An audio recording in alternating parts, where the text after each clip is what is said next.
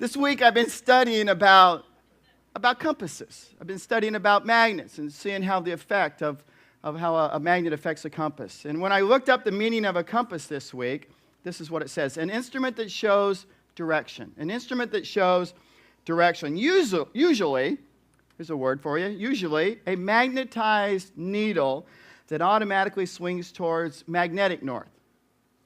You know, when I read that definition, I immediately thought to myself, we're in a series called Finding True North.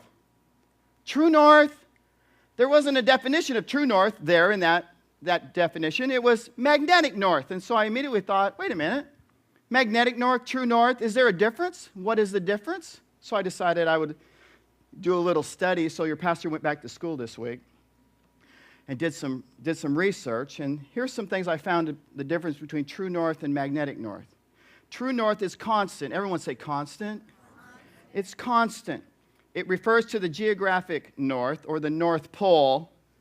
And this is unconfirmed, but there was actually some chatter on the internet that at the North Pole there's a red and white striped pole at the North Pole, but I haven't been able to confirm that. Some of you are shaking your heads that you know this. But it actually refers to the actual point at the North Pole. That's what it refers to. But it's constant is the key word I want you to get. It's always the same place. So here's what I've discovered about magnetic north. It tends to shift. It refers to the Earth's magnetic field. Depending on where you're standing on this Earth, it could be pointing to a different location. So it's not always pointing to the exact same spot. Magnetic north points to a different place. I went on to read that there's actually dozens of deposits of these magnetic elements underneath the soil, near the surface of the Earth, but underneath the surface, just underneath the surface, that compasses are attracted to. In fact, we have a whole row of Canadians here with us today.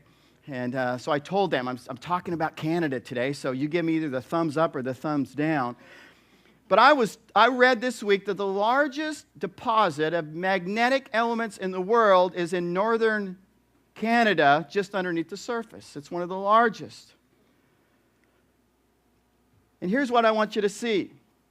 That this compass that I've been carrying around, that I used last week in my message, it doesn't point true north. This compass is not pointing true north. It's pointing towards a lump of magnetic elements in Canada. Those Canadians messing up our compasses down here.